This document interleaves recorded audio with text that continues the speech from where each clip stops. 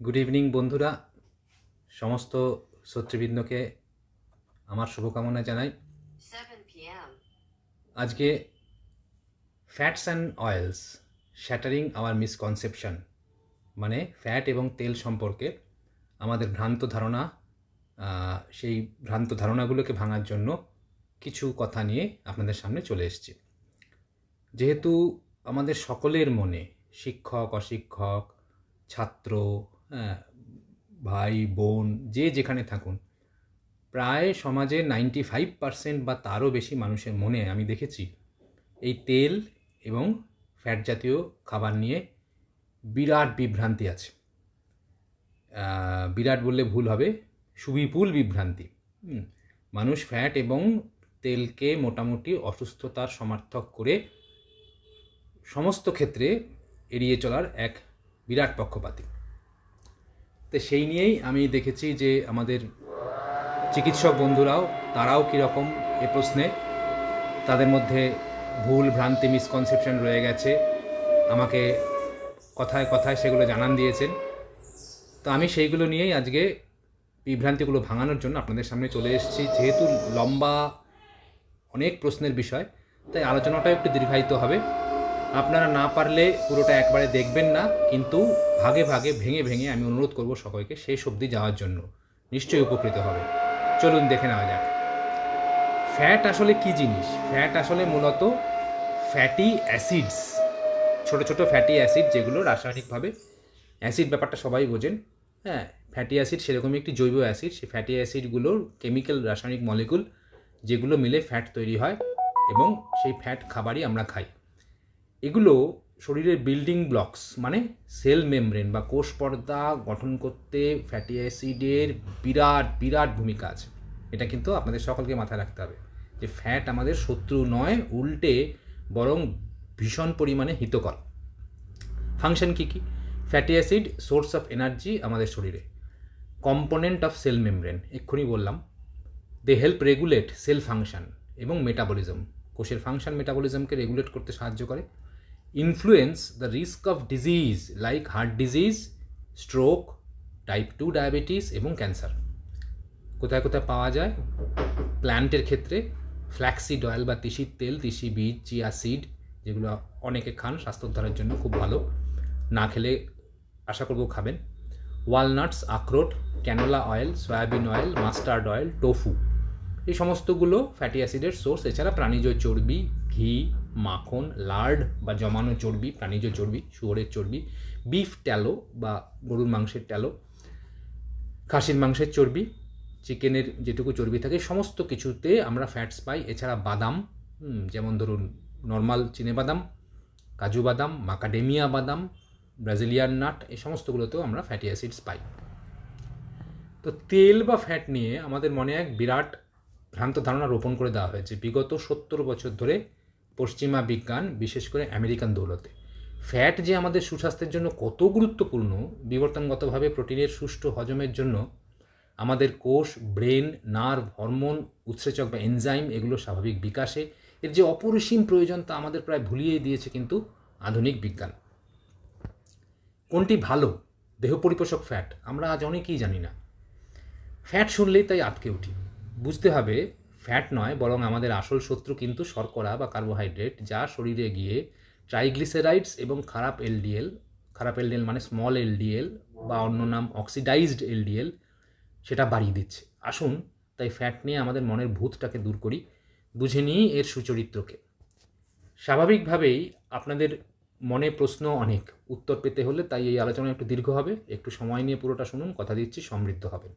বুঝতে পারবেন ফ্যাট জাতীয় খাবারের প্রশ্নে কোন জায়গায় দাঁড়িয়ে আছেন আপনি, কি আপনার করণীয়। গভীরে বুঝতে গেলে ফ্যাট কি, এর রাসায়নিক চেহারাটা বা কীরকম, এ কীভাবে আমাদের বিপাকীয় কাজে প্রভাব ফেলে, এ নিয়ে কিছু কথা কিন্তু একদম সরল করে আলোচনা করতেই হবে, উপায় নেই। আশা করব তা আপনারা যাতে সহজেই বুঝতে পারেন, আপনাদের বোধগম্য হয়, হ্যাঁ, কিন্তু এড়িয়ে যাওয়া যাবে না। প্রথমেই আসি, কিছু ফ্যাট আছে যেগুলো আমরা শরীরে গঠন করতে পারি না, সেগুলোকে আমরা বলছি এসেনশিয়াল ফ্যাটি অ্যাসিডস। সেই essential fatty acids are the fats that body can't make on its own, so they must come from food. এখানেই প্রথম গোল বাঁধে। যেমন পলি আনস্যাচুরেটেড ফ্যাটি অ্যাসিড, বা তাকে আমরা সংক্ষেপে বলছি PUFA. PUFA poly unsaturated fatty acid দেখতে পাচ্ছেন আপনারা, vital for brain development and blood clotting, রক্ত জমাট বাঁধার জন্য, এবং ইনফ্লামেশন। যে ইনফ্লামেশন নিয়ে আমরা আমার ইনসুলিন রেজিস্ট্যান্স ভিডিওটাতে অনেকবার আলোচনা করেছি, যে ইনফ্লামেশন একটি উপকারী প্রক্রিয়া শরীরের প্রকৃতি দিয়েছেন দীর্ঘ বিবর্তনে, কিন্তু ইনফ্লামেশন যখন এই যুগে খাদ্য খাবার দিয়ে মাত্রা ছাড়িয়ে যাচ্ছে, সারা বেলা, সারা দিন, সারা বছর ইনফ্লামেশন চলছে, তখন সেটাকে বলছি ক্রনিক ইনফ্লামেশন, যা ইনসুলিন রেজিস্ট্যান্সকে ডেকে আনে। আবার ইনসুলিন রেজিস্ট্যান্স নিজে বাড়লে সেও ক্রনিক ইনফ্লামেশনকে বৃদ্ধাহুতি দেয়, দুটো একে অপরের উৎসাহ দেয়। সেই ইনফ্লামেশনের ক্ষেত্রেও ফ্যাটি অ্যাসিড লাগে। ইনফ্লামেশন করতে হলে, শরীরকে জীবাণুমুক্ত করতে হলে, রোগ প্রতিরোধ করে রাখতে হলে ফ্যাটি অ্যাসিড ছাড়া হবে না। তো এসেনশিয়াল ফ্যাটি অ্যাসিড হচ্ছে বাইরে থেকে আমদানি করতে খাবারের মধ্যে দিয়ে ঢোকাতে হয় আমাদের শরীরে। তো types of essential fatty acid কটা, কী কী টাইপ? ওমেগা 6 এবং ওমেগা 3। ওমেগা মানে কি? ওমেগা একটা রোমান চিহ্ন, যেটা হচ্ছে কার্বন পরমাণুর কত নম্বর পজিশনে আছে সেই হিসেবে রাসায়নিকভাবে এই ওমেগা 6, 6, 3, 9 এসব নির্ণয় হয়। তো ওমেগা 6-এর নাম হচ্ছে লিনোলেইক অ্যাসিড, আর ওমেগা 3 এর নাম হচ্ছে, দেখতে পাচ্ছেন, আলফা লিনোলেনিক বা ALA, এলা। তা আমরা এলা বলেই ডাকবো। তো parent compound of omega 3 EFA, এই এলা থেকে আবার প্রপার ওমেগা 3 অন্যান্যরা তৈরি হয়। বেনিফিট কি, উপকারিতা, এই ওমেগা 3 কেন এত ওমেগা 3 এসেনশিয়াল ফ্যাটি অ্যাসিড লাগে? They're important structural components of our cell মেমব্রেনের অংশ, আমাদের কোষের কাজকে ভীষণভাবে প্রভাবিত করে। সাপোর্ট ইন্টারাকশন, যে কোষগুলো একে অপরের সঙ্গে কথা বলবে, যোগাযোগ রাখবে, সেটাকে বজায় রাখে এই EFA, এসেনশিয়াল ফ্যাটি অ্যাসিড।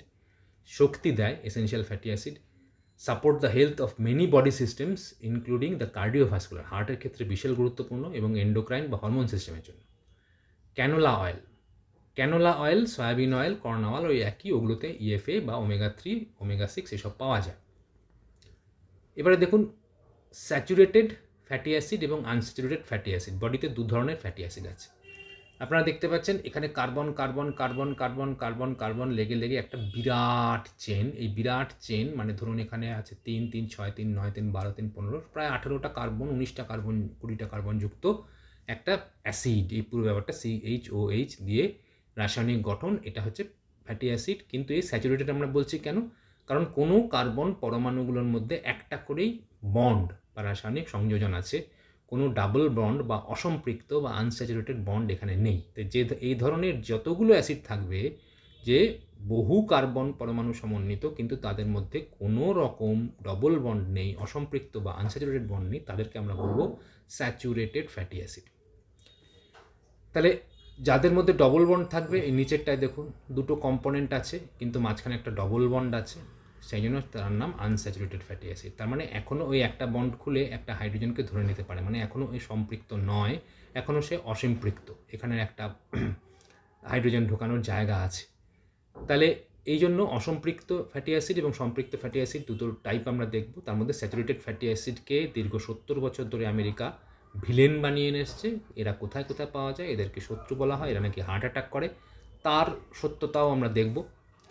এবারে ফ্যাটি অ্যাসিডের কম্পোজিশনটা কি? ফ্যাটি অ্যাসিডের কম্পোজিশন একটা গ্লিসেরল মানে এক ধরনের অ্যালকোহল, আরেকটা এরকম ফ্যাটি অ্যাসিডের সঙ্গে জুড়ে দেখতে পাচ্ছেন তারা তৈরি হচ্ছে ট্রাইগ্লিসেরাইড বা ট্রাইঅ্যাক্রাইল গ্লিসেরল। কেন এটাকে ট্রাইগ্লিসারাইড বললাম?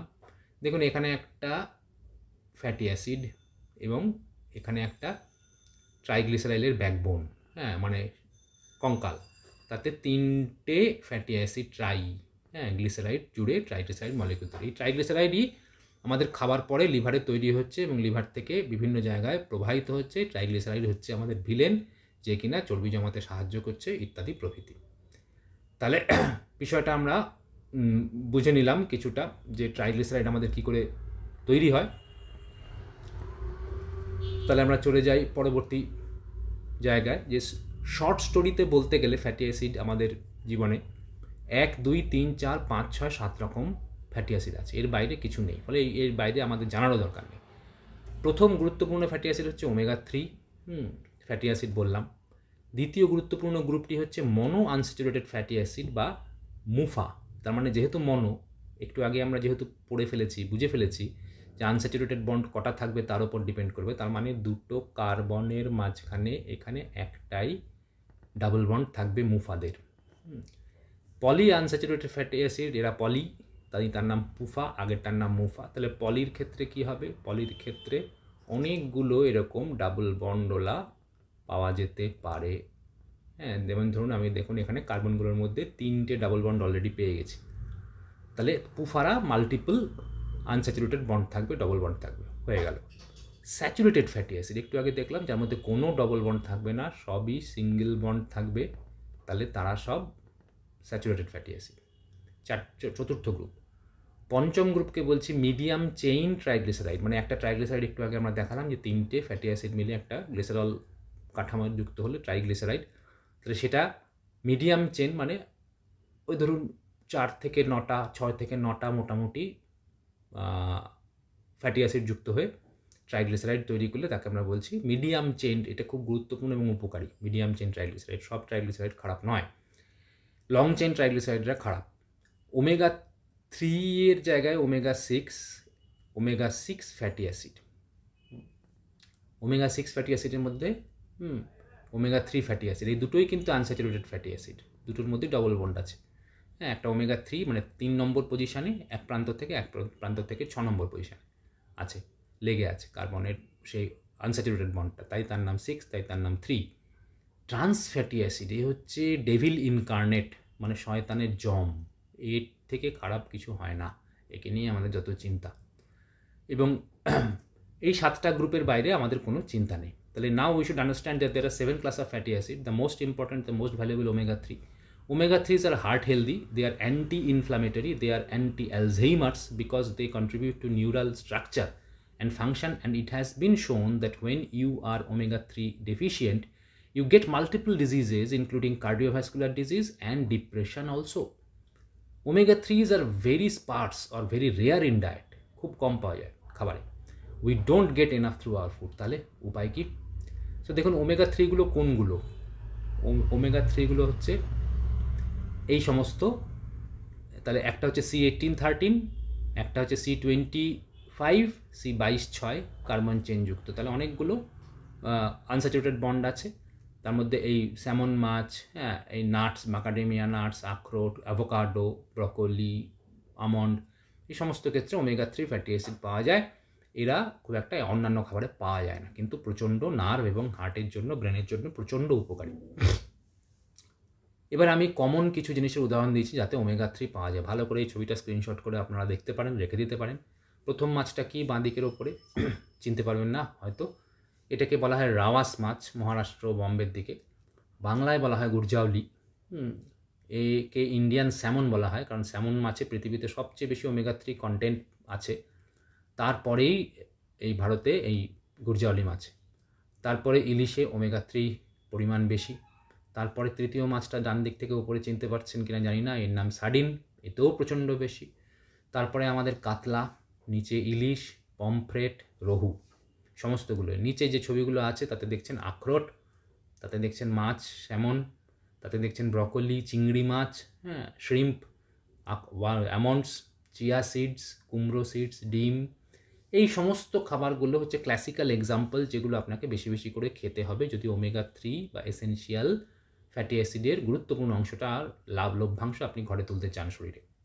ঠিক আছে, এবার দেখুন এখানে কিছু কমন নাম দিয়েছি। হ্যাঁ, কমন নাম উদাহরণ দিয়ে হিসেবে দিয়েছি, যেমন palmitic acid, stearic acid, oleic acid, linoleic acid. তাহলে এর ডান দিকে দেখতে পাচ্ছেন কোনটা ওমেগা 9, কোনটা ওমেগা 6, কোনটা omega 3, alpha linolenic acid, arachidonic acid omega 6, EPA, তার মানে এএলএ হচ্ছে ওমেগা 3, একটু আগে বলেছিলাম এএলএ কিন্তু একমাত্র প্রডিউসার পৃথিবীতে, তারা হচ্ছে সমুদ্রের তলদেশের বা গভীর নদীর তলদেশের শ্যাওলা বা অ্যালগি।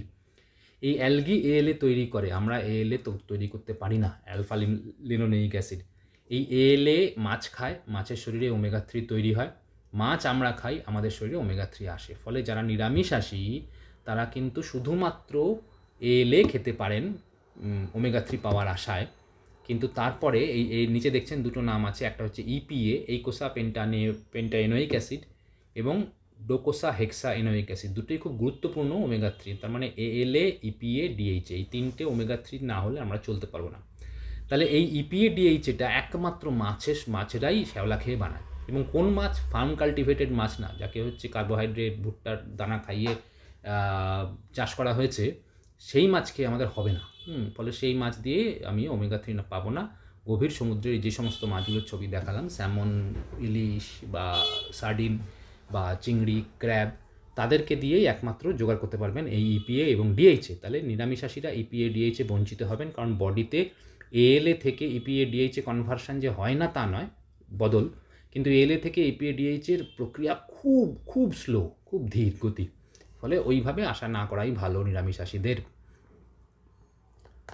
নাও তাহলে আমাদের পরবর্তী বিষয় হলো লেংথ অফ ফ্যাটি অ্যাসিড। কিছু আমরা ফ্যাটি অ্যাসিড আছে তাদেরকে আমরা শর্ট চেন ফ্যাটি অ্যাসিড বলি, SCFA। তারা খুব গুরুত্বপূর্ণ, যেমন বিউটারিক অ্যাসিড, শরীরের ব্যাকটেরিয়ার ক্ষেত্রে উপকারী ব্যাকটেরিয়া তাদেরকে ছাড়া বাঁচে না। মিডিয়াম চেন ফ্যাটি অ্যাসিড, যেমন মিডিয়াম চেন ট্রাইগ্লিসারাইড বললাম। তাহলে এই ডান দিকে দেখছেন কতগুলো নাম, ক্যাপ্রাইলিক অ্যাসিড, ক্যাপ্রিক অ্যাসিড, কিছুই মনে রাখতে হবে না, কিন্তু নামগুলো কানে বাজলে পরে বুঝবেন যেটা আমাদের ভালো না মন্দ সেটা আপনি হয়তো বুঝতে পারবেন পরে। Caprylic acid, capric acid, lauric acid, myristic acid, palmitic acid, stearic acid, প্রত্যেকে 16 থেকে 22 কার্বনযুক্ত, অ্যারাকিডিক অ্যাসিড ইত্যাদি প্রভৃতি। Very long chain fatty acid VLCF, long chain fatty acid LCFA। তাহলে ফ্যাটি অ্যাসিডের দৈর্ঘ্য হিসেবে একটা গ্রুপ করা হয়েছে। তার মধ্যে এই নারকেলে প্রথম 7-8টা অ্যাসিড সবাই থাকে, নারকেল তেলে। তার মধ্যে লরিক অ্যাসিডটা ভীষণ গুরুত্বপূর্ণ, এবং মাইরিস্টিক অ্যাসিড। লরিক অ্যাসিড মাতৃদুগ্ধে সমান এফেক্ট বা ভূমিকা নারকেল তেলে যা পাওয়া যায়, সেটা নিয়ে আমরা পরে আলোচনা করব। The question is, where do you get omega 3s from? তাহলে একটু আগে বললাম there are 2 places omega 3s we can get from vegetables. So vegans যারা, তারা can get one kind of omega 3. There are 3 of them which they can get one kind called ALA. তাহলে ALA-টাই পাবে ভেগানরা, and ALA is good. I am not saying it's bad, it's a good thing as it is anti-inflammatory and so it affords cardiovascular protection also. However, the other 2 omega 3s are called EPA and DHA. একটু আগে বললাম was necessary for neuronal structure, membrane stability of the cells.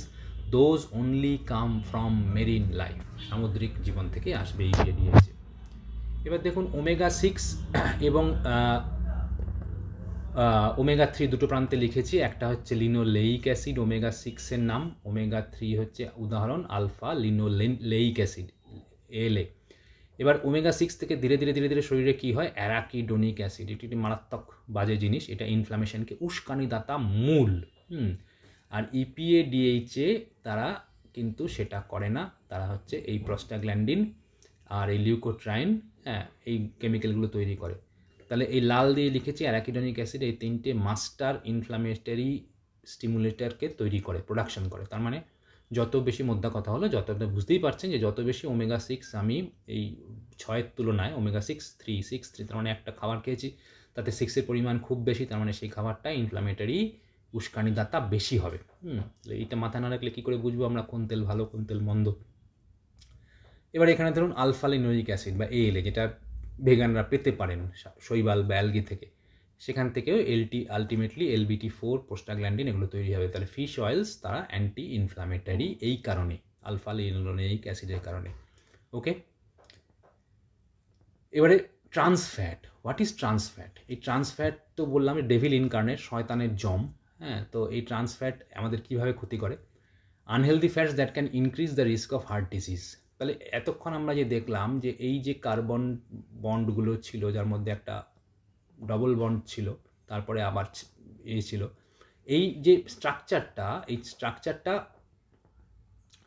স্ট্রাকচারটা দুভাবে থাকতে পারে। একটা সরল curve হিসেবে, একটা এখানে গিয়ে হঠাৎ করে বেঁকে গেল চেনটা। তাহলে একটা সিস ফর্মে আর একটা ট্রান্স ফর্মে, দুটো রূপে এই চেন, কার্বন চেইন ফ্যাটি অ্যাসিডের আমরা পেতে পারি।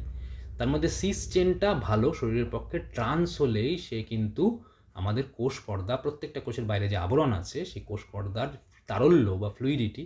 বাই দ্য ওয়ে বলে রাখা ভালো যে কোষ পর্দাগুলো কিন্তু কোনো পর্দা নয়, তারা পর্দা, আবার কখনো কখনো না পর্দাও, মানে মায়ার মতো আর কি আমাদের জগতের।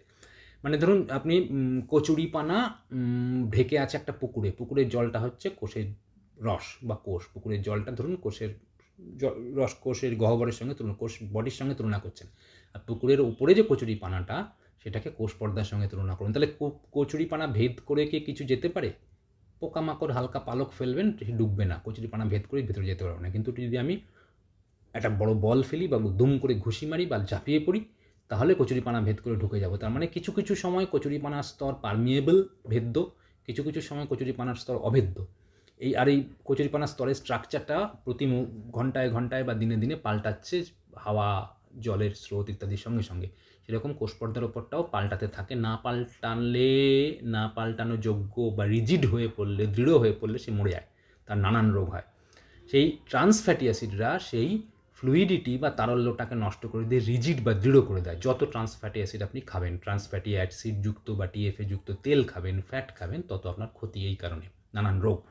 বোঝা গেল? তাহলে কীরমভাবে ট্রান্স ফ্যাটি অ্যাসিডরা ক্ষতি করে? ক্লগস আর্টারিজ, রক্ত ধমনীগুলো বন্ধ করে, চোকিং করে। Increases risk of heart attack and stroke, type 2 ডায়াবেটিসের সঙ্গে জড়িত। সোর্সেস অফ ট্রান্স ফ্যাটস কি?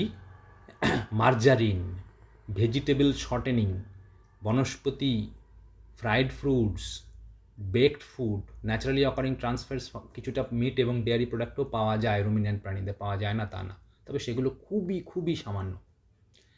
তাহলে ট্রান্স ফ্যাটসের মেমব্রেন ডিসরাপশন করে, এক্ষুনি বললাম যে কোষপর্দার ডিসরাপশন ক্ষতি করে। ইনক্রিজ ইনফ্লামেশনকে বাড়ায়। এই দেখুন, এটা হচ্ছে একটা পলিআনস্যাচুরেটেড ফ্যাটি অ্যাসিড, যেটা কিনা সিস ফর্মে আছে, আর এটা হচ্ছে ট্রান্স ফর্মে আছে। ট্রান্স ফর্ম হলে রিজিড, সিস ফর্ম হলে লুসিড, হ্যাঁ, নন রিজিড। ইনসুলিন সিগন্যালিংকে ট্রান্স ফ্যাটি অ্যাসিড ব্যাহত করে, ফলে ডায়াবেটিস বাড়ে। অল্টার্ড কোলেস্টেরল মেটাবলিজমকে ঘাঁটে। অক্সিডেটিভ স্ট্রেস মানে ইলেকট্রন এবং তৎসঞ্জাত যে ক্ষতি, হ্যাঁ, সেটা অক্সিডেটিভ স্ট্রেস বলে। এটাই আমাদের মূল পৃথিবীতে এখন নানান রোগের কারণ হিসেবে অক্সিডেটিভ স্ট্রেস। এবং তার উল্টো দিকে বডির মধ্যে কিছু অ্যান্টিঅক্সিডেন্ট আছে, খাবারে কিছু অ্যান্টিঅক্সিডেন্ট নিতে হয়, যারা এই দুটোর লড়াই করে বডিকে ভারসাম্য রাখে। তাহলে অক্সিডেন্টস এবং অ্যান্টিঅক্সিডেন্টসের লড়াইয়ে অক্সিডেটিভ স্ট্রেস বাড়ায় trans fatty acid. We need inflammation, তাহলে ইনফ্লামেশনটা তো খারাপ নয়, আমি বলছিলাম যে we need inflammation to be able to clear an infection. So in an acute situation omega 6s যারা ইনফ্লামেশন বাড়ায়, they are good because they will help you to get rid of us, whatever is trying to invade our body. But we certainly don't want the inflammation to be going on willy-nilly, মাঝে মধ্যে, without an acute stimulus, ছাড়াই আমরা হতে দিতে চাই না। And the problem is, the more the omega 6 is, the more chronic inflammation, and that's bad for you every which way, and will ultimately lead to early demise. So keeping the omega 6 levels down is wise, and omega 6 basically have taken over our entire diet. We talk about the need for an omega 6 to omega 3 ratio of about 3:1. তার মানে omega 6 3 থাকবে, omega 6 1 থাকবে, omega 3 1 থাকবে, 6 3 থাকবে। এই রেশিওটাই, অনুপাতটাই হচ্ছে আদর্শ।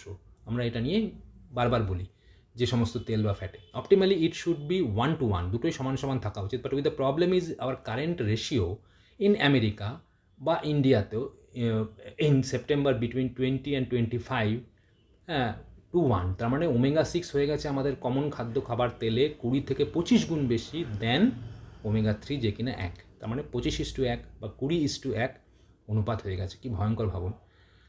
So we need to boost those omega 3s, তাই ওমেগা 3 আমাদের পরিমাণ বাড়াতে হবে, নিচের রেশিওটা, and try to bring down the omega 6, কমাতে হবে। Bringing down the omega 6 is a little bit controversial, like for instance Dr. Darius Muzaffarin thinks we don't need to do that, we do need to raise the omega 3s. He thinks that that's enough, but I am not so convinced. I think we do need to get those omega 6s down. আচ্ছা, কেন এই বাড়া কমার উদাহরণটা কথা বারবার আমরা stress আপন করছি, সেটা এই এক ঝটকায় দেখলেই বুঝতে পারবেন।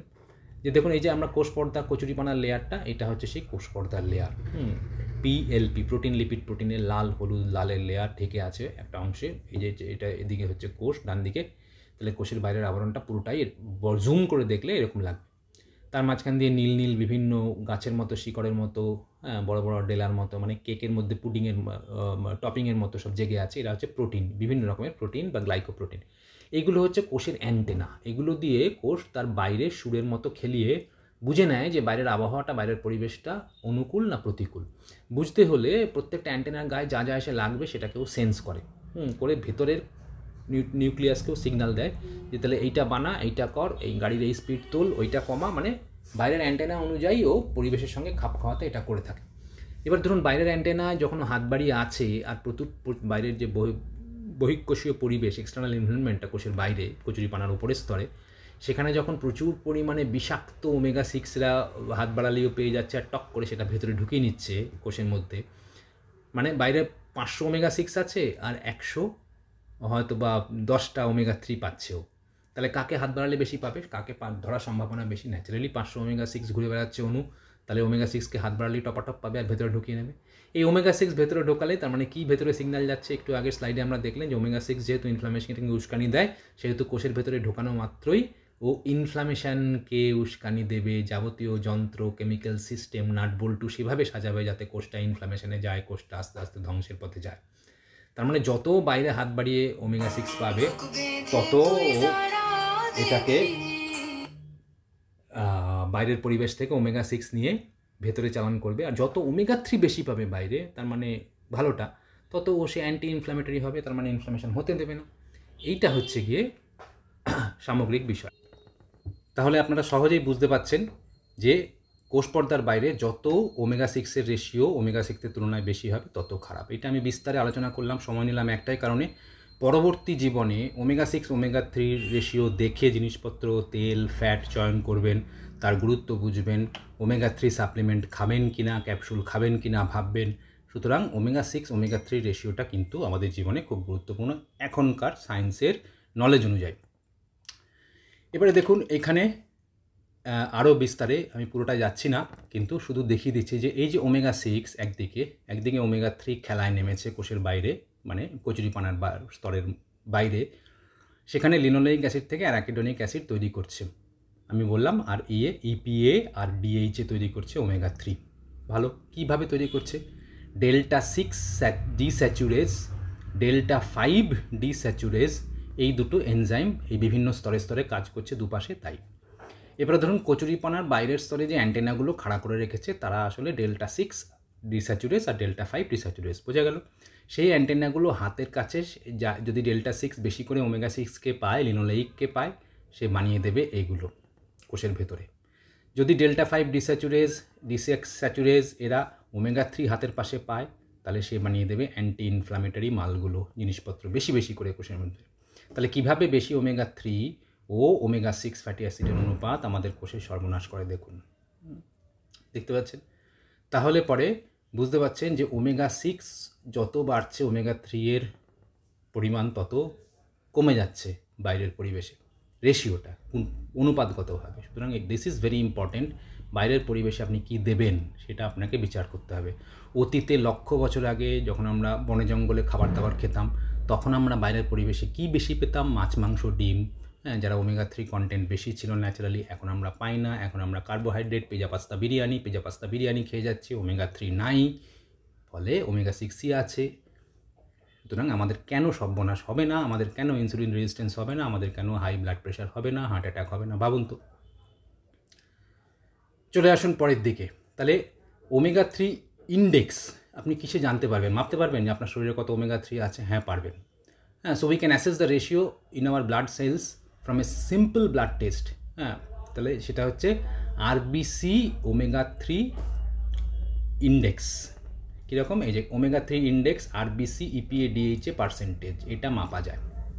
এটা মাপলে if there was one blood test that you do maybe beside ইনসুলিনের টেস্টের পরেই to assess your risk of dying from a heart attack, this is what I do. বিজ্ঞানী বলছেন এইটা আমি করতে বলবো। কীরকম? দেখুন, এস্টিমেটেড ওমেগা 3 ইন্ডেক্স যখন 3.9% থেকে এই গবেষণায় দেখা গেছে 5.1%, 6%, 7.3 ক্রমশ বাড়ছে এস্টিমেটেড ওমেগা 3 ইন্ডেক্স, মানে ওমেগা 3 ইন্ডেক্সের পরিমাণ আরবিসিতে, লোহিত রক্তকণিকায়, তত কিন্তু রিলেটিভ রিস্ক অফ মৃত্যু, মানে মরণশীলতার রিস্ক কমছে। ওমেগা 3 ইন্ডেক্স যত বাড়ছে এদিকে, তত কার্ডিয়াক অ্যারেস্টের রিস্ক কমছে। কি সুন্দর না গবেষণাটা? এখানেও দেখুন যে 4%-এর নিচে যদি ওমেগা 3 ইন্ডেক্স হয়, আরবিসি ওমেগা 3 ইন্ডেক্স হয়, রক্তে মাপিয়ে দেখলেন, তাহলে অডস রেশিও বা ঝুঁকির রেশিওর হচ্ছে 1।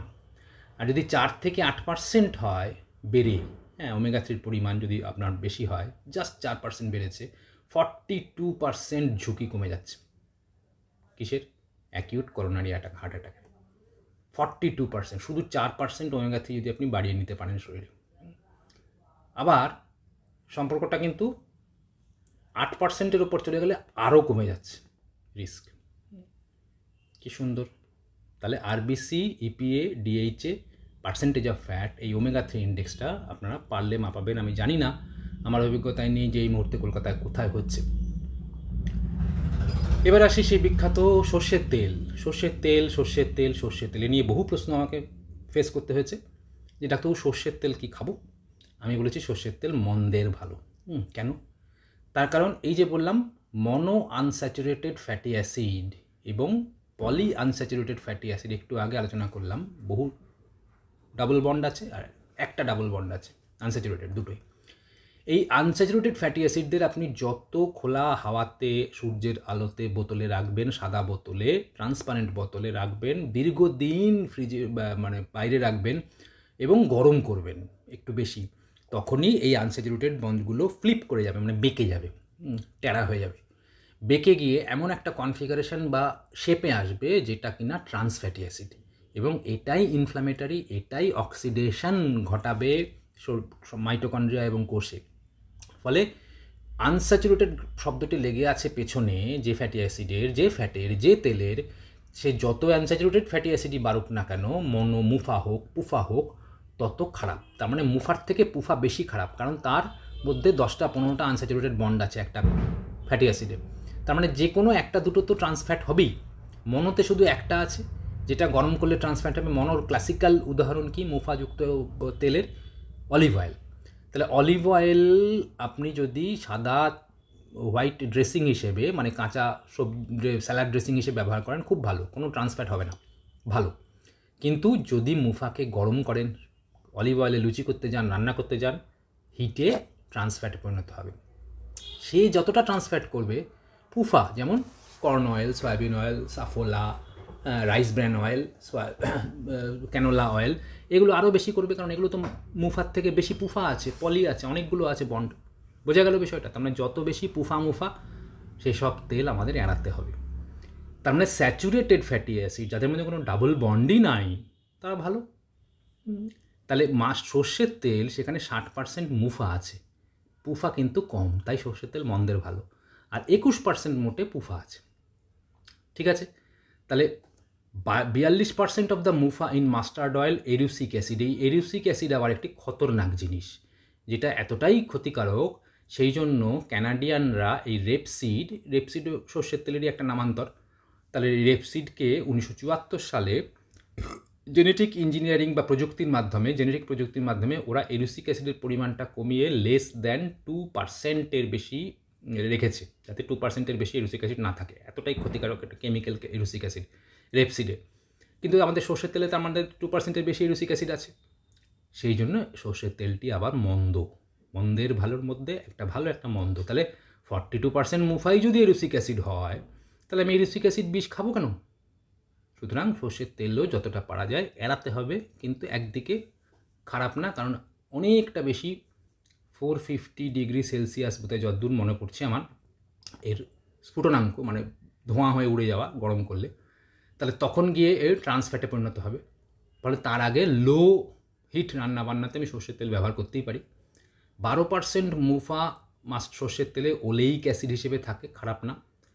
মুফা is known to be heart healthy, এই কথাটা বিজ্ঞানীরা বলে দেন, আমি এর সঙ্গে একমত নই। MUFA is known to be heart healthy কখন?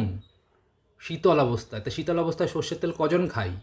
সবাই তো গরম করে খায়, 1 নম্বর। 2 নম্বর, সর্ষের তেল যে তৈরি হয় দুভাবে, একটা হচ্ছে কোল্ড প্রসেসড, একটা হচ্ছে হিট প্রসেসড। যখন ফ্যাক্টরিতে তৈরি হয়, ঘানিতে, হিট প্রসেসড হলে সেখানেই কিছু পরিমাণ সর্ষের তেলের অণু গরমের জন্য ট্রান্সফ্যাটে পরিণত হয়। কে গুনতে যায় তার মধ্যে ট্রান্সফ্যাটের পরিমাণ কত? গুনতে যায় না কেউ। তারপরে সেটা যখন শপিং মলে 2 বছর পড়ে থাকে, তখন আরও বাইরের আলোতে, তীব্র আলোতে ট্রান্সফ্যাটের পরিমাণ বাড়ে। তার মানে অক্সিডেশন হতেই থাকছে সেই তেলটা, ফ্যাটি অ্যাসিডের। কোল্ড প্রসেসের ক্ষেত্রে একটু তাও কম। সুতরাং আপনি এমনিতেই কিছু ট্রান্স ফ্যাট খাচ্ছেন, তাকে আবার গরম করছেন, তাহলে মুফা হোক আর পুফা হোক সে হার্ট হেলদি হয় কী করে? কেননা প্রত্যেকেই তো আনস্যাচুরেটেড, প্রত্যেকের বন্ডেই তো ডবল বন্ড, তারা তো চেঞ্জ করে যাবেই হিট এবং লাইটে, তাই না? পুফা 6% পুফা, খুব কম পুফা আছে, ভালো। 15% of the পুফা mustard oil is omega 6, হ্যাঁ খারাপটা। আর ওমেগা 3 হচ্ছে 6%, কত রেশিওটা হলো? প্রায় 1:3। It is a good ratio, omega 3 to 6। তার মানে এটাকে আমরা বলবো হার্ট হেলদি, এটাকে আমরা বলবো মন্দের ভালোর ভালোটা। তাই সর্ষের তেল ব্যালেন্সড, বুঝে শুনে খাবেন, বেশি গরম করবেন না, যেখানে না হয় না ব্যবহার করবেন। যেমন ধরুন আপনি অমলেট সর্ষের তেল দিয়ে করেন, আপনি খাসির মাংস সর্ষের তেল দিয়ে করেন, আপনি ইলিশ মাছ সর্ষের তেল দিয়ে করেন, আপনি লুচি ভাজা সর্ষের তেল দিয়ে করেন, এই 4টে ক্ষেত্রের মধ্যে যেখানে দরকার নেই, যেমন আপনি অমলেটটা নারকেল তেল দিয়ে করতে পারেন, অমলেটটা ঘি দিয়ে করতে পারেন, অমলেটটা বাটার দিয়ে করতে পারেন, করুন, সর্ষের তেলকে অ্যাভয়েড করুন। আপনি লুচি ঘি দিয়ে ভাজতে পারেন, আপনি লুচি নারকেল তেল দিয়ে ভাজতে পারেন, আপনি পাঁপড় নারকেল তেল দিয়ে ভাজতে পারেন, কোনো অসুবিধা নেই, আমি খেয়ে দেখেছি। কিন্তু আমি খাসির মাংস বা ইলিশ মাছ তো নারকেল তেল দিয়ে করতে পারবো না, ফলে সেখানে আপনি সর্ষের তেলটুকু ব্যবহার করবেন। যেটুকু না করলেই নয়, এটা মাথায় আইডিয়া আপনাকে আনতে হবে যে কোনটুকু না করলে নয়। তাহলে সর্ষের তেল কতটা ভালো কতটা খারাপ? তাহলে এখানে মাস্টার্ড অয়েলে স্যাচুরেটেড ফ্যাট, যেটা আমি ভালো বলি, হ্যাঁ নারকেল তেলে খুবই ভালো আছে, হ্যাঁ সেটা অনেক কম, 7.14%-এর মতো। আচ্ছা, আর এখানে মুফা আছে 60, একটু আগেই বললাম সর্ষের তেলে, পুফা আছে 34। ওমেগা 6 ওমেগা 3-র পরিমাণ দেখুন 11 থেকে 21, মানে রাফলি 3:1, 6:3। সরি এখানে দেখাচ্ছে ওদের গবেষণা 1.8, মানে 2:1, প্রায় দুগুণ একগুণ। আর কোকোনাট অয়েল দেখুন, কোকোনাট অয়েলে স্যাচুরেটেড ফ্যাট 90%, প্রায় দুর্দান্ত, মানে কোনো আনস্যাচুরেটেড বন্ড নেই, হিট করলেও কিছু ক্ষতি হবে না, কোনো অসুবিধা নেই। তো এখানে কিন্তু ওমেগা 6 ওমেগা 3-র পরিমাণটা আপনি বলতে পারেন যে ডাক্তারবাবু ভেরি হাই দেখাচ্ছে, এটা তো খারাপ নিশ্চয়ই, কিন্তু এটা ভেরি হাই কেন দেখাচ্ছে? তার কারণ হচ্ছে এখানে অলমোস্ট নেগলিজিবল পুফা, হ্যাঁ ওমেগা, মানে তার ওমেগা 3 ওমেগা 6 দুটোই তো পলিআনস্যাচুরেটেড ফ্যাটি অ্যাসিড, তার পুফারটা যা নেই 95-99%ই স্যাচুরেটেড ফ্যাটি অ্যাসিড, কোনো অসম্পৃক্ত বন্ড প্রায় 3%। তো তার ক্ষেত্রে ভেরিয়াই হলো না হলো আমার কি দরকার? আমি তো খাচ্ছিই না পুফা নারকেল তেল খেলে, তাই না? এটা ভাবতে হবে। কর্ন অয়েলের ক্ষেত্রেও 18 স্যাচুরেটেড, কিন্তু দুর্দান্ত বেশি পুফা, বিষাক্ত তেল, গ্রাউন্ড সমস্ত কিছু, তার মধ্যে সানফ্লাওয়ার অয়েল গ্রুপটা, সানফ্লাওয়ার তো চরম বিষাক্ত, সয়াবিন অয়েল চরম বিষাক্ত স্বাস্থ্যের পক্ষে, হ্যাঁ সানফ্লাওয়ার অয়েল চরম বিষাক্ত, হাই পুফা, সমস্তগুলো গরম করলেই ফটাফট ট্রান্সফ্যাট, বোতলে রয়ে গেছে শপিং মলে ট্রান্সফ্যাট, আটকাবেন কোথায়? আর ওমেগা 6 ওমেগা 3 রেশিও তো দুর্দান্ত বাজে এই তেলগুলো। তাহলে বুঝিয়ে দিলাম, আপনারা বুঝতে পারলেন, এবার বাজারে গেলে কেনাকাটিতে অসুবিধা হবে। তাহলে স্যাচুরেটেড ফ্যাটের বেশি আছে কিরম, হ্যাঁ যেগুলো আপনারা দেখে নিতে পাচ্ছেন, যে কোকোনাট, বাটার, ঘি, অ্যানিম্যাল ফ্যাট, এগুলোতে স্যাচুরেটেড ফ্যাট বেশি আছে। মুফা বেশি আছে কোথায়? Olive oil, macadamia nuts, avocado, nuts oil. এখানে আমরা একটা ছবি দিয়েছি, দেখতে পাচ্ছেন, এটা হচ্ছে বিফ ট্যালো, ডান দিকে, হ্যাঁ এইটা হচ্ছে আমেরিকাতে 50-60 দশক অবধি ওরা এই প্রাণীজ চর্বি, নিচে লার্ড লেখা দেখতে পাচ্ছেন, সাবানের মতো এটা বিক্রি করতো, এইটা গলিয়ে আমরা রান্নাবান্না করেছে আমেরিকান লোকেরা 60-এর দশক অবধি, এবং সুস্থতার চরমে ছিল, কোনো হার্ট অ্যাটাক ছিল না, কিছু ছিল না। যখনই ওদেরকে আমেরিকান বিজ্ঞানী অ্যানসেল কিজের নেতৃত্বে ভ্রান্ত রকম রিপোর্ট করে কার্বোহাইড্রেট খাবার বাড়িয়ে দিয়ে ফ্যাটের ওপর রেস্ট্রিকশন নিয়ে এলো, তখন ওরা এই লার্ড থেকে সাদা তেল, ক্যানোলা, ক্রিস্কো এইসবের দিকে ঝুঁকে গেল।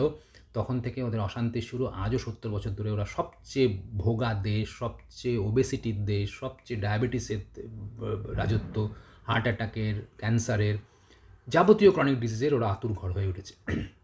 আমরাও সেদিকে যাচ্ছি ভারতীয়রা।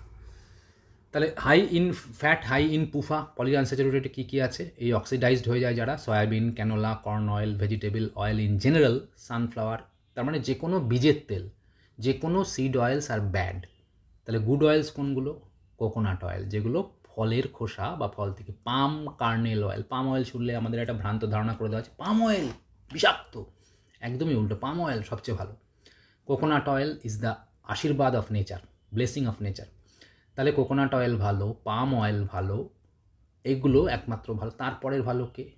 সবচেয়ে ভালো থেকে মন্দ, সবচেয়ে ভালো হচ্ছে বিফ ট্যালো, সবচেয়ে ভালো হচ্ছে লার্ড, যার ছবি দেখতে পাচ্ছেন। তারপরে কোকোনাট অয়েল। কোকোনাট অয়েলের মধ্যে সবচেয়ে বেশি স্যাচুরেটেড ফ্যাটি অ্যাসিডস এবং সেটা উপকারী, মিডিয়াম চেন ট্রাইগ্লিসারাইড থাকছে, অনেক বেশি উপকারী।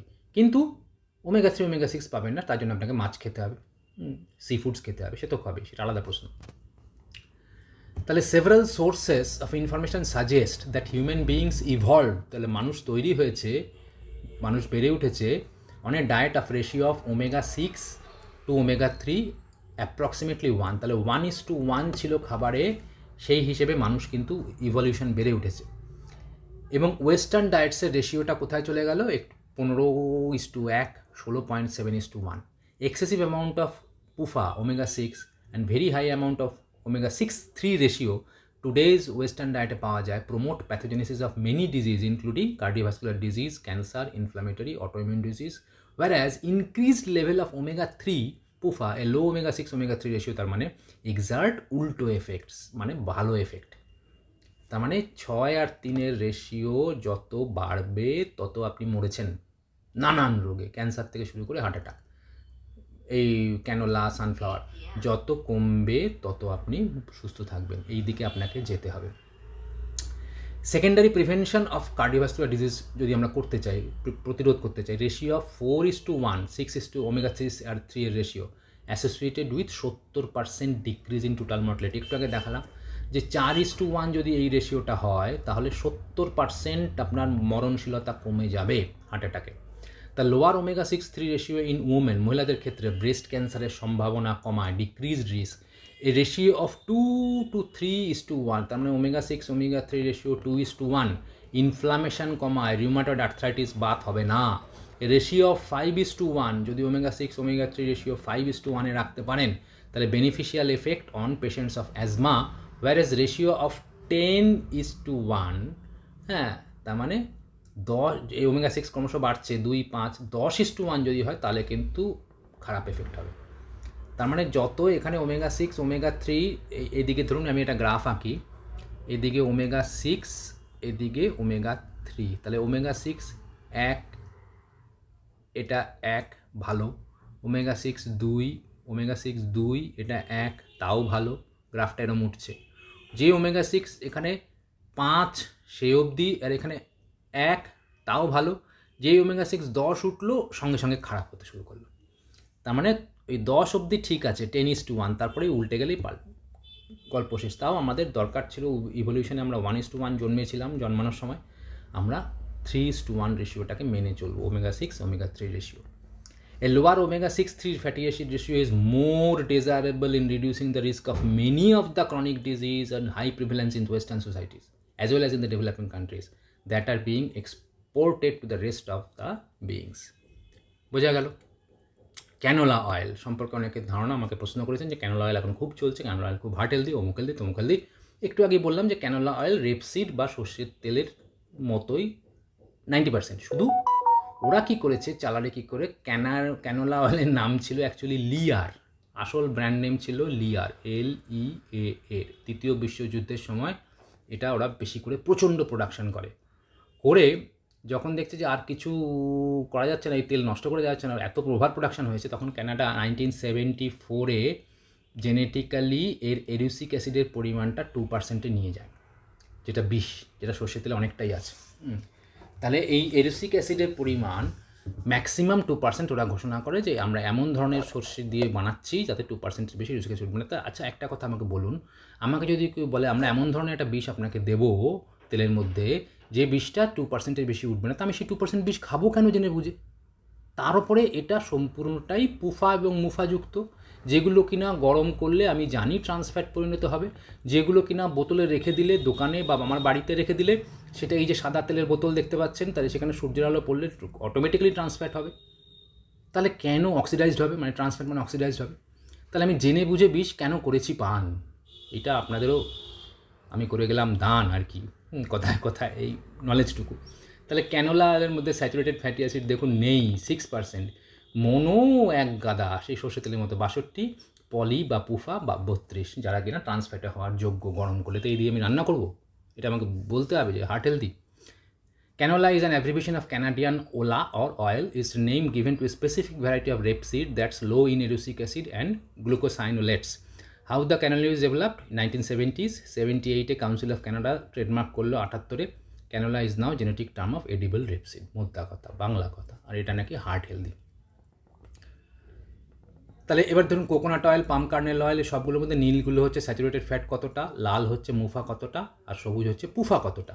আমি এই যে নীল বক্সটা বানিয়েছি এটা একটাই কারণে যে এই সমস্ত তেলগুলো, নারকেল তেল, পাম তেল, বাটার ফ্যাট, বিফ ট্যালো চর্বি, পাম অয়েল এবং লার্ড মানে জমানো চর্বি, শুয়োরের চর্বি ওরা ব্যবহার করতো 50-60-এর দশকে। এই সবগুলোতে স্যাচুরেটেড ফ্যাটের অংশটা একটা ভীষণ বড়, and that is heart healthy, এবং মিডিয়াম চেন ট্রাইগ্লিসারাইডও থাকে, এবং কখনোই গরম করলে পুফা মুফাতে হবে না, তুমি যত ইচ্ছা ভাজতে পারিয়ে দিও, তাই না? সো এই তেলগুলো কিন্তু আমার মতে ভালো, বিজ্ঞানীদের মতো।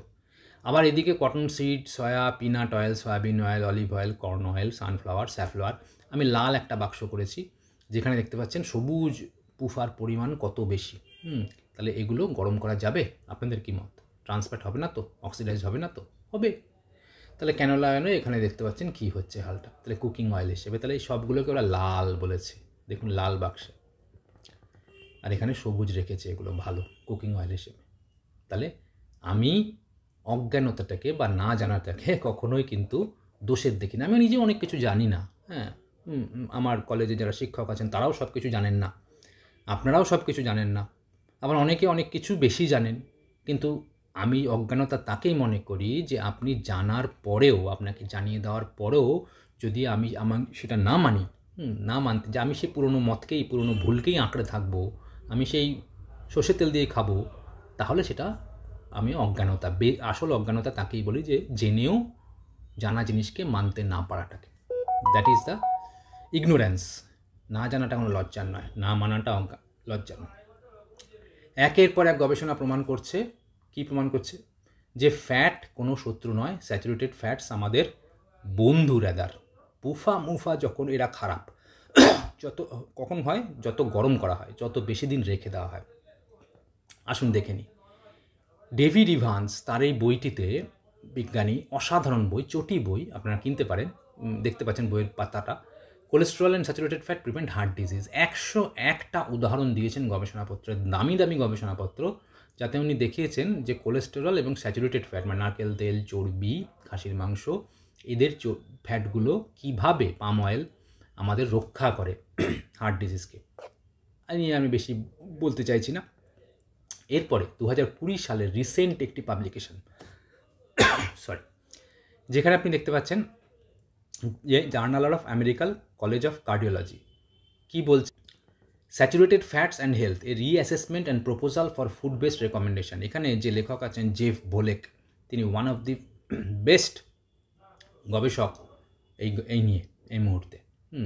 তো তার লেখা গবেষণাপত্রটি বোধহয় 12 পাতার। এটা আপনি সার্চ করলেই, যদি আপনি এটা দিয়ে সার্চ করেন তাহলে পেয়ে যাবে লিখে, ভলিউম নাম্বার 76, পড়তে পারেন যারা উৎসাহী পাঠক, পড়ার মতো। তার সেখানে অ্যাবস্ট্রাক্ট বা মূল কথা কি বলেছে? The recommendation to limit dietary saturated fat, মানে স্যাচুরেটেড ফ্যাটি অ্যাসিড কমাতে হবে, এই যে রেকমেন্ডেশনটা, গাইডলাইনটা, এটা পারসিস্টেড ডেসপাইট মাউন্টিং এভিডেন্স, রয়ে গেছে দীর্ঘ 70 বছর ধরে, যদিও মাউন্টিং এভিডেন্স, প্রচুর প্রমাণ পাওয়া যাচ্ছে এর উল্টো।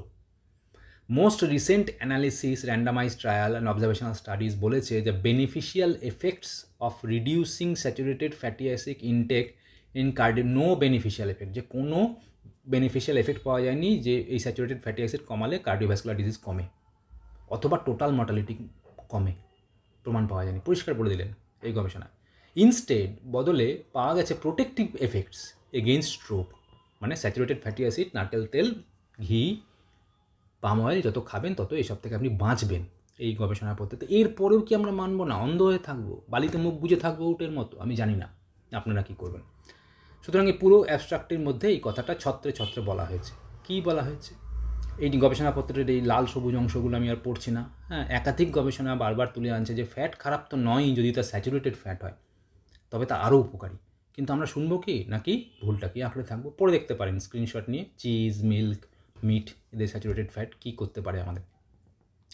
কনক্লুশনে এরা কী কনক্লুশন ড্র করেছে গবেষণায়?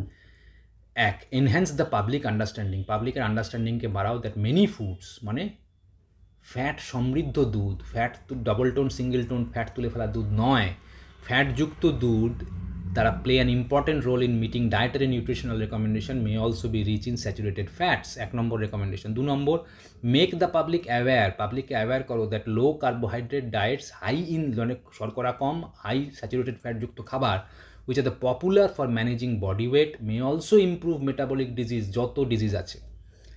3, শিফট ফোকাসটাকে শিফট করুন ফ্রম দ্য কারেন্ট চিন্তাধারা বা paradigm that emphasises that saturated fat concern of foods as key for health to one that centres on specific traditional food. তার মানে আমি এগুলো ছোবো না, এই খাবারগুলো স্যাচুরেটেড ফ্যাট বেশি আছে, এই চিন্তাধারা থেকে ট্র্যাডিশনাল স্যাচুরেটেড ফ্যাটযুক্ত খাবারে চলে আসুন। পলিনেশিয়ান কান্ট্রি, সাউথ এশিয়ায় প্যাসিফিক প্রশান্ত মহাসাগরের মধ্যে যে দ্বীপপুঞ্জগুলো, পাপুয়া নিউগিনি এবং হচ্ছে নিউজিল্যান্ডের আশেপাশে যে দ্বীপপুঞ্জগুলো, সেখানকার আদিবাসীরা নারকেল এই খেয়েই সারাদিন আছেন। তাদের কোনো হার্ট অ্যাটাক নেই, তাদের যৌবন, তাদের বিভিন্ন প্যারামিটার নানান স্টাডিতে উঠে আসছে। 1979 অবধি শ্রীলঙ্কা হার্ট অ্যাটাক প্রায় খুঁজে পাওয়া যায় না, 1 লাখে একটা, এখন সেটা 15-16 ছাড়িয়ে গেছে, যেই তারা নারকেল তেল থেকে শিফট করেছেন। কেরালা তার ট্র্যাডিশনাল ডায়েট থেকে যেই শিফট করে এখন সাদা তেল বা হোয়াইট অয়েল ধরেছে, তার মরণশীলতা, মৃত্যুহার, ক্যান্সার বাড়ছে। সমস্ত ক্ষেত্রে প্রমাণ পাওয়া যাচ্ছে যে স্যাচুরেটেড ফ্যাটস আমাদের বন্ধু, এবং কেন বন্ধু একটু আগেই আনস্যাচুরেটেড ফ্যাটের বন্ড এবং তার গরম করা, তার ভাঙা অক্সিডাইজড ফ্যাট তৈরি হওয়া, এগুলো নিয়ে বুঝিয়ে বলেছি আমি।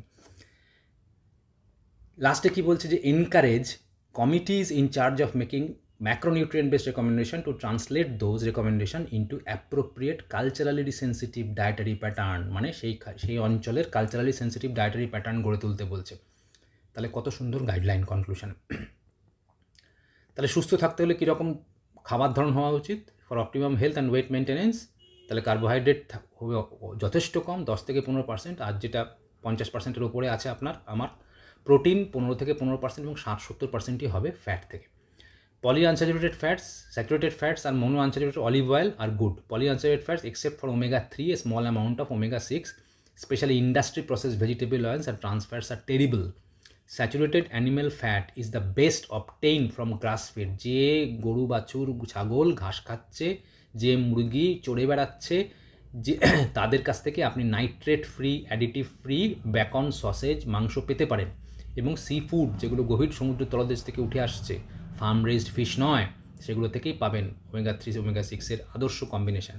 কে বলছেন এই কথা? Doctor Donald Miller. উনি একজন কার্ডিয়াক সার্জন এবং professor of surgery at the University of Washington School of Medicine, সিয়াটেলের। আমি আপনি নয়, উনি নিজে লাখো বাইপাস সার্জারি করে আজকে কথা বলছেন। 9423টা কেস হয়েছে। 73 সালে শুরু হয়েছিল, 2016 সালে, এতদিন ধরে চলা স্টাডি, মিনেসোটা করোনারি এক্সপেরিমেন্ট। তারা কি বলছে? এত বড় গবেষণা বলছে যে cholesterol lowering intervention showed no evidence of benefits on mortality for coronary heart disease of all cause mortality, মানে কোলেস্টেরল কমালেই যে হার্ট রেট ডিজিজ কমছে এমনটা কোনো প্রমাণ নেই, কারণ কোলেস্টেরল তো ক্ষতি করছে না, করছে তো ইনফ্লামেশন, যেটা কিনা আপনারা জানেন ইনসুলিন রেজিস্ট্যান্সের কারণে কার্বোহাইড্রেট বেশি খেয়ে আমরা করছি। এবং কোলেস্টেরল কোনো দোষী নয়। সার কথা হলো খারাপ ফ্যাট বা তেল, দূষণ, নানান বিষাক্ত জিনিস, মানে যাবতীয় অক্সিডেন্ট কেমিক্যাল, সিগারেট, ধোঁয়া, lipstick, perfume, deo spray, makeup items, cosmetics, যেগুলো এরা সবাই অক্সিডেন্ট হিসেবে আপনার কোষ এবং মাইটোকন্ড্রিয়াগুলোকে ক্ষতি করছে। আপনাকে এ থেকে বাঁচতে, শরীরকে বাঁচতে হলে বেশি করে অ্যান্টিঅক্সিডেন্টস দিতে হবে, যেমন ওমেগা-3 ওমেগা-6, কার্যত ভাসিয়ে দিতে হবে, বিভিন্ন সাপ্লিমেন্টও খেতে হবে, যেগুলো ওষুধ নয়, ভিটামিন সাপ্লিমেন্টস, তাহলে আপনি সুস্থ হবেন ওষুধ ছাড়াই। তার মধ্যে একটা উদাহরণ হচ্ছে মিউসিন্যাক, যেটা এখন নর্মালি শ্বাসকষ্টের রোগীদের দেওয়া হয় কফ পাতলা করতে, কিন্তু এই একটি ভয়ঙ্কর পাওয়ারফুল অ্যান্টিঅক্সিডেন্ট লিভারের জন্য, হার্ট অ্যাটাকের বিভিন্ন কোষের জন্য, ব্রেন, মাইটোকন্ড্রিয়ার জন্য। দিনে যদি কেউ 3 থেকে 4টে ট্যাবলেট খেতে পারেন, তার মতো সুস্থ, টানা 3 মাস খেলেই বুঝতে পারবেন যে আপনার সর্দি কাশি অনেক কিছু কম হচ্ছে আগের থেকে, আপনি অনেক বেশি সুস্থ থাকছেন। So Mucinex is a very এর মধ্যে থাকে N-acetylcysteine, very very good powerful example antioxidant, যেমন vitamin C antioxidant, vitamin E antioxidant, কালো জিরে অ্যান্টিঅক্সিডেন্ট, যেমন গোলমরিচের গুঁড়ো, হলুদ এবং ঘিয়ের কম্বিনেশন অ্যান্টিঅক্সিডেন্ট। হলুদ তো কথাই নেই, দিনে 2বার করে আমি প্রত্যেককে বলি খান নিয়মিত, গোলমরিচ ছাড়া হবে না, কারণ গোলমরিচের পাওয়ার বাড়িয়ে দেয় হলুদে, তো এগুলো চলবে। তাহলে carbohydrate intake showed a non linear association with mortality. বিভিন্ন গবেষণা বলছে যত কার্বোহাইড্রেট বাড়াবেন তত মর্টালিটি বাড়বে। No association of fat and carbohydrate intake cardiovascular disease, এই পাবলিকেশনটিতে গবেষণা করে 2020 সালে বলছে। তাহলে কার্বোহাইড্রেটই আসল দোষের দোষী। তাহলে এবার আমরা স্যাচুরেটেড ফ্যাটকে বাদ দিয়ে লাস্ট উদাহরণ দেখব, যে খাবারে লিনোলেইক অ্যাসিড বা ওমেগা 6 ফ্যাটি অ্যাসিড বেশি খাবারের ফলে কী হলো। একটা গবেষণা, এটা ব্রিটিশ মেডিকেল জার্নালে বেরিয়েছে। কবে হয়েছে? 1966 থেকে 73, 7 বছর 458 জন লোক স্টাডিতে অংশগ্রহণ করেছেন। করে পলিআনস্যাচুরেটেড ফ্যাটস স্যাচুরেটেড ফ্যাটকে বদলে, মানে নারকেল তেল মাংস খেতে দেওয়া হলো না, পুফা বেশি খাওয়ানো হলো। তো খাইয়ে দেখা গেল clinical benefits of the most abundant পুফা omega 6 linoleic have not been establish, পাওয়া গেল না পুফা খাইয়ে। In this cohort substituting dietary linoleic acid in place of saturated fats increase the rates of death. হ্যাঁ, যে নারকেল তেল খেত, যে খাসির চর্বি খেত, তার জায়গায় তাকে পুফা মুফা ক্যানোলা সাদা তেল খাইয়ে, এই সৌরভ গাঙ্গুলির মতোই, কিছু মনে করবেন না, সৌরভ গাঙ্গুলির প্রতি কোনো উদ্দেশ্য নিয়ে বলছি না এটা আমি, মানে সৌরভ গাঙ্গুলি যেরকম হার্ট অ্যাটাক হয়েছিল, উনি যেমন বিজ্ঞাপন করতেন, সেরকম একটা উদাহরণ হিসেবে বললাম, কাউকে ছোটো করা আমার উদ্দেশ্য নয় এতে। তো সেরকম হলো, তার মানে আমি সমস্ত মাংস বন্ধ করে দিয়ে আমি সাদা তেল খেলাম। আমি বললাম যে সানড্রপ অমুক তমুক হ্যানত্যান, এরা খুব ভালো। কিন্তু দেখা গেল এদের স্টাডিতে সেই সাদা তেল লিনোলেনিক অ্যাসিড বেশি খাইয়ে coronary heart disease, cardiovascular disease, এগুলো উল্টে বেড়ে গেল, death for all cross increased করলো, ব্রিটিশ মেডিকেল জার্নাল বলছে। তাহলে দ্যাটস অল ফর টুডে। সমস্ত শ্রোতাদের এতক্ষণ সঙ্গে থাকার জন্য ধন্যবাদ। আজ তবে এইটুকু থাক। আমরা বুঝতে পারলাম যে কোন তেল আমাদের শত্রু, কার্বোহাইড্রেট আমাদের মূল শত্রু, সেটা কমাতে হবে, ফ্যাট বাড়াতে হবে। তার মানে ডিমের কুসুম, নারকেল তেল, কোনো কিছু বাদ দেওয়া যাবে না, পাম অয়েল বাদ দেওয়া যাবে না। যে মাছগুলোর ছবি দেখালাম, যে ফ্ল্যাক্সিড, তিসি বীজ, চিয়া সিড থেকে আমি ওমেগা 3 বেশি পাবো, সেগুলোর কথা করবে, এগুলো বাড়ান। এবং ওমেগা 6-এর পরিমাণ কমান। সজীব যদি তেল রাখেন তাহলে কালো বোতলে তেল রাখুন, যাতে হিট না লাগে, লাইট না লাগে। ফ্রিজে রাখতে পারলে আরও ভালো। এবং সর্ষের তেল, সাদা তেলের পরিমাণ, সাদা তেল তো বাড়ি থেকে বিদেয়ই করুন, সর্ষের তেল মন্দের ভালোকে অল্প অল্প করে ব্যবহার করুন। নমস্কার, আপনাদের সকলকে অভিনন্দন, শুভ সন্ধ্যা জানিয়ে আজকে বক্তব্য শেষ করলাম।